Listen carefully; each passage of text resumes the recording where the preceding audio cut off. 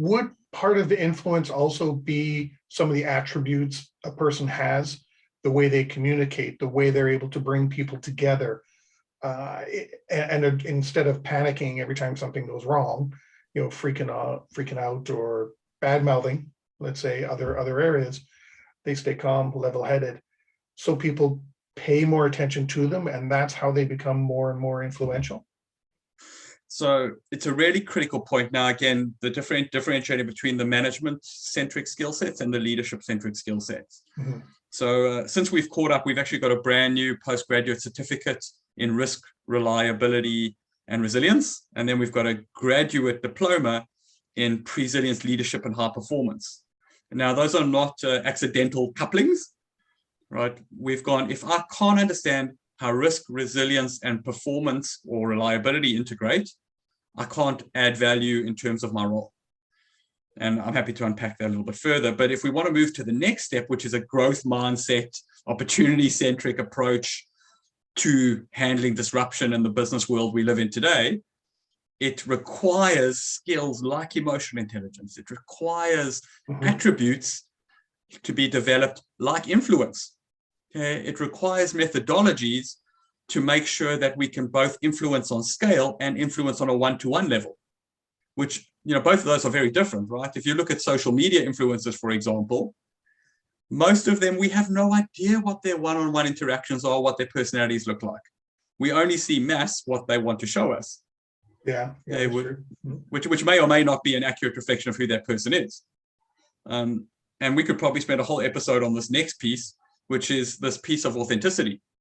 There's so much around, you need to be authentic, you need to be, your true self. And to be honest, people who do that tend to fail, because if I'm in a leadership position, what people want is trust, confidence, and reliability. And even though they might say they value authenticity, we still are animals, right? So when I see a leader of my pack function with weakness, I might be empathetic when I'm not under stress. Once I am under stress, I want leadership.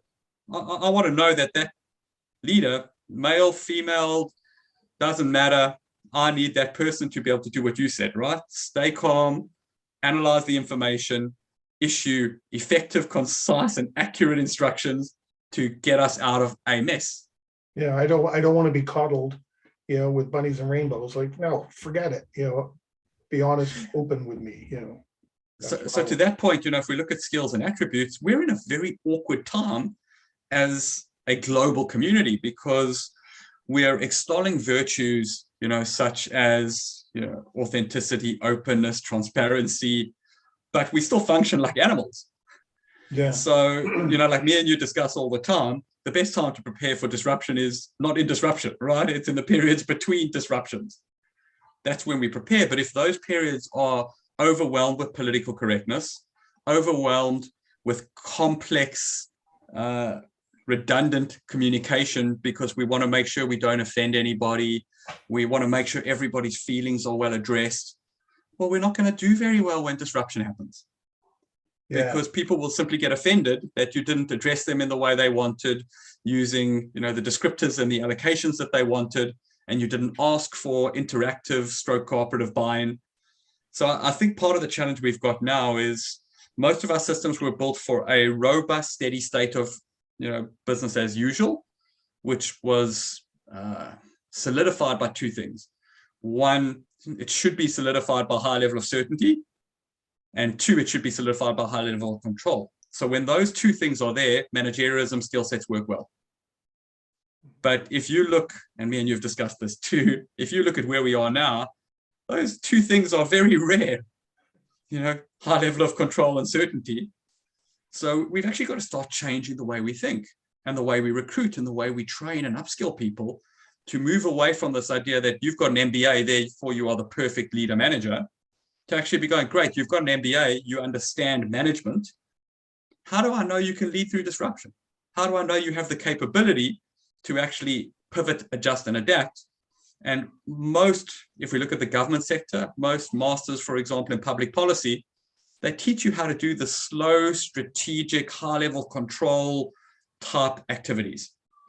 They don't teach you how to, take people who are absolutely stressed out of their heads don't want to do the job. They're panicked and don't know what to do. They're worried about their own safety or security. And this happens with every cyber breach, because as soon as that happens, people are worried about who's going to get blamed. So it's not just a physical attack thing. Yeah, that And kind of becomes almost yeah. one of the first things people think of. Whose fault is this? And it's a natural kind of structural response when we are too managerialism centric. When you get a high-performing team culture, people's first response is, how do I enable the team to keep going? How do I enable what we do to keep happening despite disruption?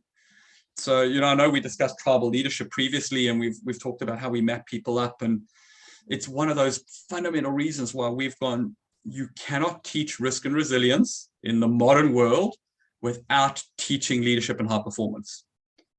And the more we fall into this trap of, hey, I know how to write a 3,000-page business continuity, business interruption plan, so I'm bulletproof in the field, or, I've got the most complex risk analysis software in the world, so I'm able to do this high-level, complex, algorithmic calculation.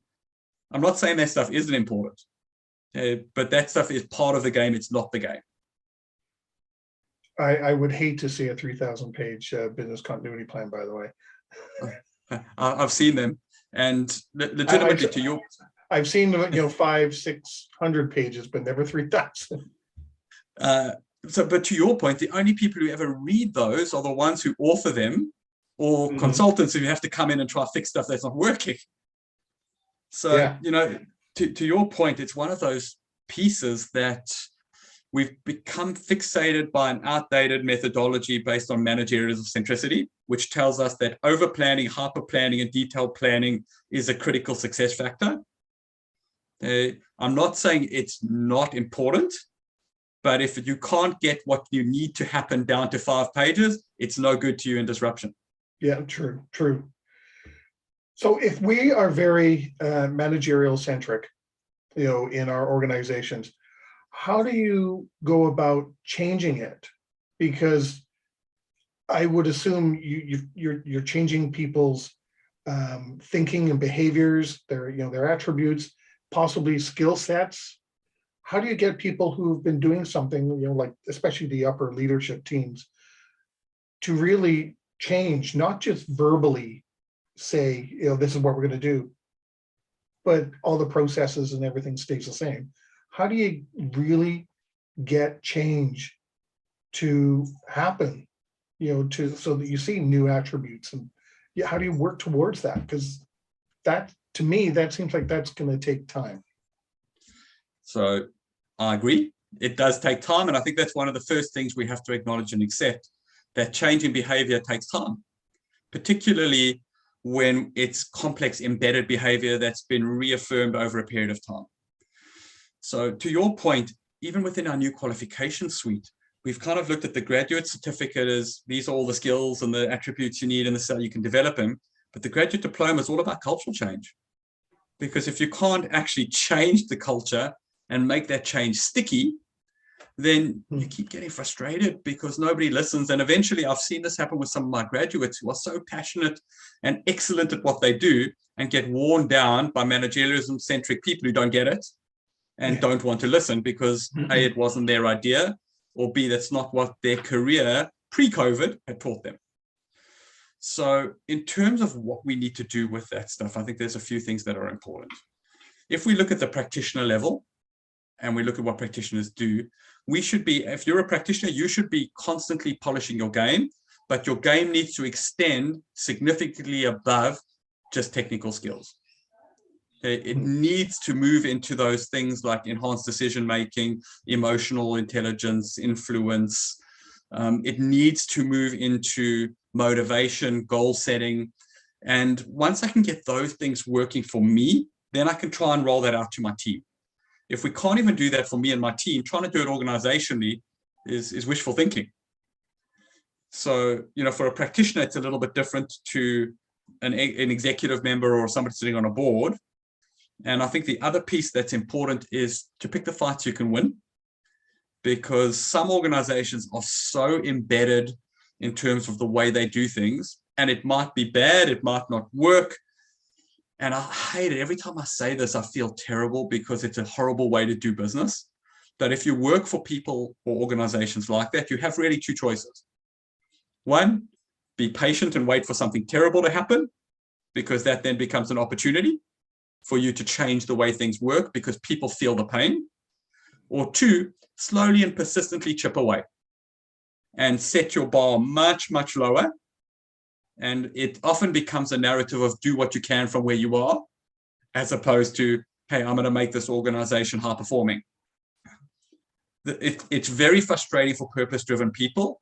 And most of the time when you get purpose-driven, highly motivated people who are stuck in that do what you can from where you are place, my advice to them is normally get a new job. Like, it's going to wear you down. It's not going to be successful. You're not going to add value to that organization. I'm so grateful. And they're not giving you any value. You're not learning from them after that.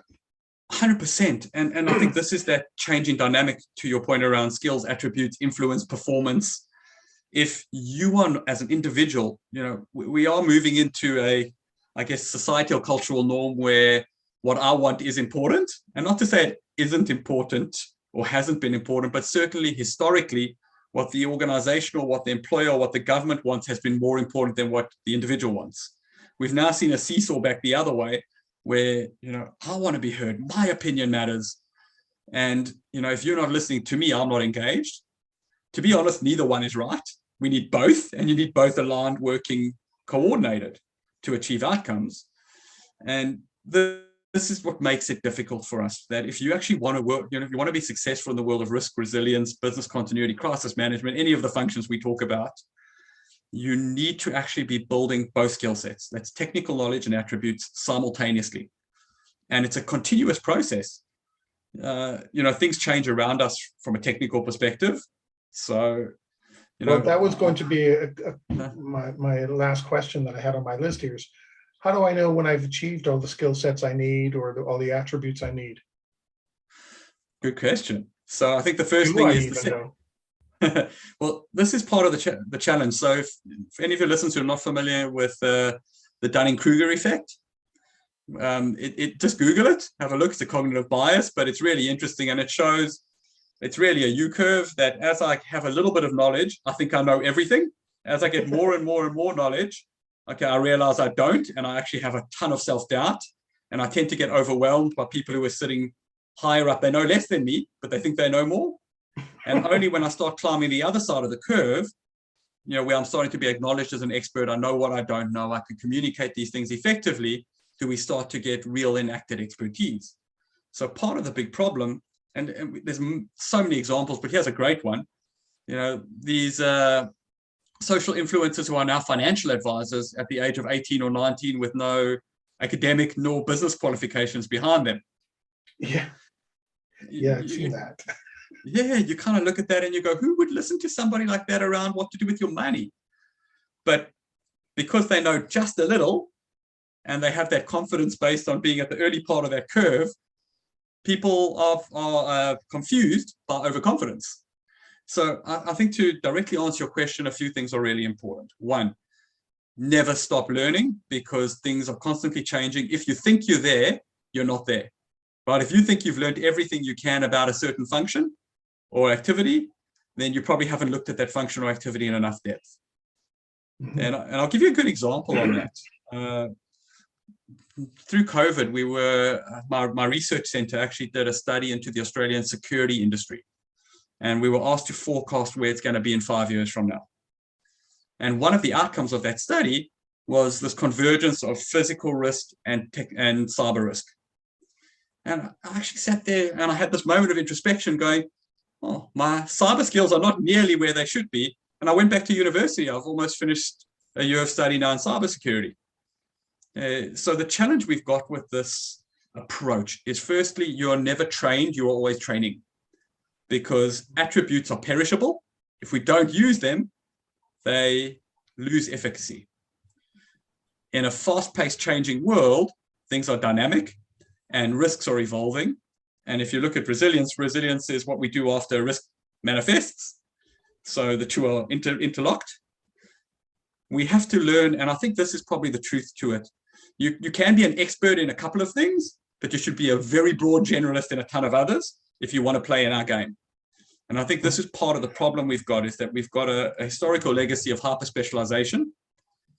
And I know you mentioned the BCI earlier.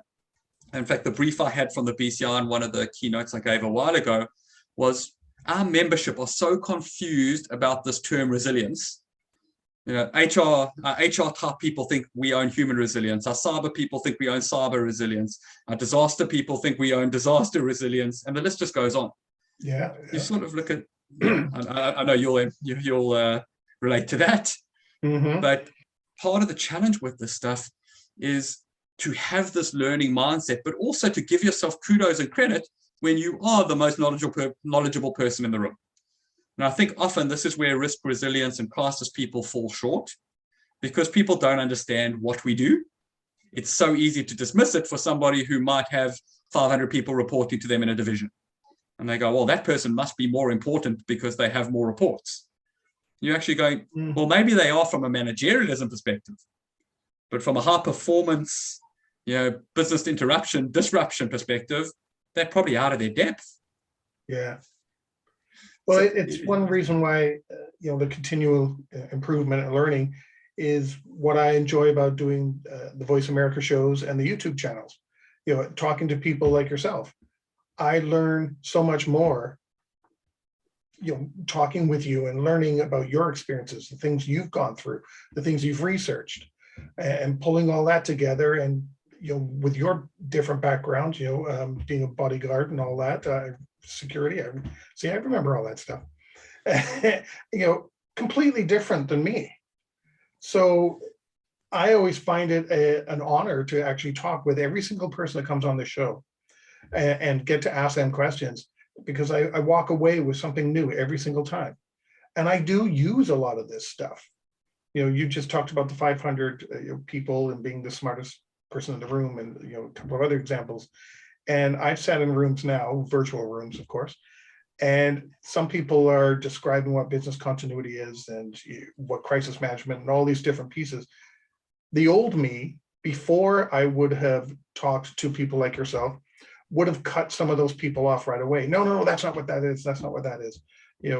But now I've changed to listen to what they have to say and understand where the confusion is coming from, and then address the confusion, rather than trying to correct everybody and trying to be, to show that I'm the smartest person in the room. And it does change the way people look at you and go, oh, that's a good point. Yeah. And all of a sudden I've changed the minds of everyone in the room, rather than upsetting every single person in the room.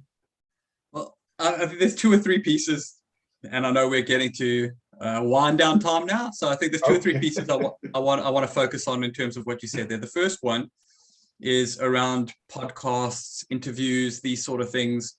Thank you for what people like you do, because you make it easy for us to keep growing. In fact, you literally find people who can provide knowledge, pull the knowledge out of them, and make it so accessible that anyone can get it. So, I think in the modern world we live in, there's almost no excuse now for not doing continuous professional development, because literally on your commute into work, every now and again you can go for a walk, you could be listening to a podcast, and you could be getting the knowledge you need to stay current, challenge your thinking, update and motivate yourself. It's never been easier. The challenge we've actually got now is choice overload. There's too many choices, but what a wonderful problem to have, right? Yeah, really. That could be worse things. Then I think that the next piece is around informal versus formal education, and which you need to do when. And it's an ongoing discussion I have with a few of the people I mentor. There's a tendency for younger people to go, hey, I just need the skills. How quickly and cheaply can I get them? And then I want to be in a high-paying job. So my take on that is a little bit different. I think academic study is very, very important, because it teaches you the discipline and the methodology to be able to absorb lots of information, arrange it, and be able to communicate it, share it, or apply it. And to be honest, it doesn't really matter what you study at uni. It's the skill sets you build in the process of doing academic work that become very developmentally important. I think the other piece is that we're still dominated, as we discussed, by managerialism centricity. And if you don't have, for example, a master's level qualification, you're going for something at the executive level, you're probably going to get overlooked by people who do. So there's no downside in getting more and higher level qualifications, and it's easier than ever before. If any of your listeners want to have a chat, I'm happy to have some discussions around that, because it really is easier than ever before to get the recognition. So I think, there's a few things we want to be doing. One, continuous professional development in terms of knowledge, latest thinking, and problem solving. Podcasts are awesome. Reading books is a great way to do it. Conversations. I'm often humbled. Sometimes I get these LinkedIn requests from people who just want to have a conversation. And most of the time, it's a connection where they're sort of going, I know you're really busy and you probably don't have time for a chat, but I would love to discuss X, Y, Z. And sometimes it's somebody in their first year of university. Other times, and a few of these have been very experienced executives who are stuck and just want to be able to have a chat about a problem without being billed, without having the harassment of a consulting firm trying to upsell them. Yeah. So, be somebody that shares. It's a great way to learn. And you just described that perfectly, how much you get out of interviewing people. It's good for you too, not just for your listeners. Yeah. And then I think the last part that I'd like to focus on, if we talk about formal qualifications, informal, continuous professional development, is this is a marathon, not a sprint. And I often see people go from zero qualifications, zero kind of engagement, even though they might be in a job in one of our fields, because lots of people fall into our fields. They don't career path into our fields. It's a marathon. So don't try and, do your master's degree, do 50 courses at the same time, listen to 5 podcasts a day, read 50 books at the same time. Pace yourself. As long as you're moving forward and getting better, you're winning. You're beating everybody who's lying on the couch or everybody who's watching Netflix and not working. So, you have to be kind to yourself too. And I think that's the balance piece as well around goal setting and motivation. If you don't even know where you want to be, how do you plan the steps to go there? And it's the same with organizations. If organizations don't even know what they need and where they want to be, how do we take them there? How do you go from current state to desired state? So back to the cultural change piece, it starts with an individual. It starts with your own mindset, your own motivation, and how you apply those things in practice. And the last part is this idea of being open to learning. And you described it so beautifully there around, when you used to go in, sit with all these executives or senior people who would often not know at all what they're talking about, and you felt the need to interrupt them. You've moved to that level now where you've realized that being the most pushy, smartest person in the room, because you tell people you are, usually doesn't bring people on the journey with you and offsides a lot of it. And unfortunately, that's an experience thing. So most younger people haven't learned that yet. Therefore, they will often, I did it when I was younger. I know more than you. I'm more qualified than you. You've even hired me to come in and tell you how bad you are. So I'm going to do it. And then you sit there and go, hey, why are all these people looking at me like I'm the enemy? So, back to these ideas around the attributes and soft skills. I think that they are more and more the game.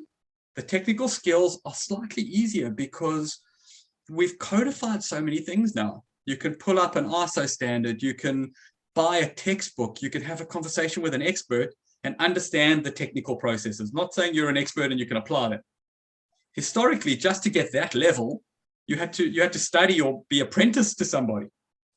So, I think one of the challenges we've got, and I still see this with more and more of our risk culture change projects we're running, these managerially centric leaders are still stuck in, hold on, if I teach somebody enhanced communication, better decision-making and influence, where's my ROI? Whereas if I buy some software, I can justify ROI because I've got something I can hold or see. And we've got to move away from this concept of thinking that these intangible skill sets and attributes are not as important as technical knowledge.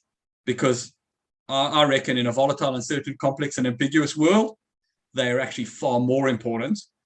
but managerially centric people will struggle to always allocate the relevant importance to that. And then we've got the last problem, which is if you do your job really, really well, bad stuff doesn't happen. And then people don't think they need you. So that's another challenge, which probably we're out of time to express and explore. And on that, we have come to the end of the show. Gav, fantastic conversation. I know we had only planned a kind of a shorter episode. Well, we went, long again. Well, that's good. I enjoy that. Thank you very much. And Alex, thank you. And thank you to all your listeners. Without platforms like this, we can't share. And you become a force multiplier for people like me to try and share some of what we've spent so hard researching and developing. Mm-hmm. And thank you again to all your listeners for their time. And feel free to interact or drop me a message on LinkedIn or connect. And if possible, check out some of the new qualifications we've got. I think people will like them. I know I checked out the Resilience one a couple of times. One of these days. We'll get there. Gav, thank you so much for joining again. I really appreciate it. Thanks, Alex. And to everybody watching and listening, stay prepared, everybody. If you liked that video, thumbs up. If you didn't like that video, thumbs down. But leave me a message and let me know your thoughts. Of course, don't forget to subscribe. And in the meantime, stay prepared, everybody.